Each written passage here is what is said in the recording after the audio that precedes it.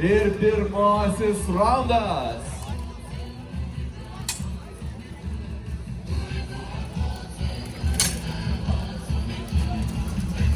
Tolimais, kol kas smūgiais grasina Ilija, kol kas koja pataikyta, 1 taškas jo naudai, išsisuka gražiai nuo smūgio, matot, naudoja savo ūgį kaip pranašumą, bet vis tiek, Dieteris Hartman sugeba ir jam į kojas pataikyti, tikrai gražiai, techniškai kaunasi abu riteriai.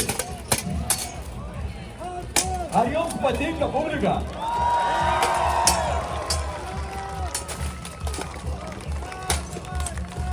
Tikrai labai stiprus priešininkai tiek techniškai, tiek fiziškai.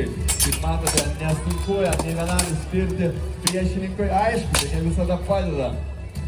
Prieš gerą priešininką, jeigu jis tvirtai stovi spyris, nebūtinai ką nors reiškia. Kol kas mes skaičiuojame taškus. Laikas, stop. Ar jūs tas? Ir publika skanduoja. Kraujo, kraujo, kraujo, kraujo.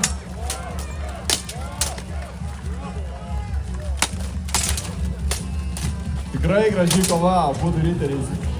Vėlgi spaudžia vienas kitą. Stop, stop, tam kova. Tęsiam.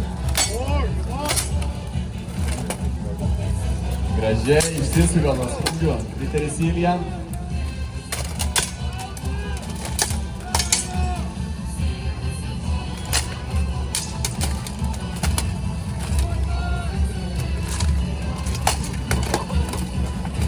Smūgis iš klinčio, gražiai atliktas, vis dar prispaustas, bet kojos yra pataikytas, kaip matot, kaip ir sakau, Riteris Ilija naudoja savo ūgį kaip pranašumą, būdamas itin arti priešininko, priešininkui yra nepatogu smūgiuoti jį, o jisai sugeba atlikti smūgį, tai kartais tai yra privalumas, kartais trūkumas, graži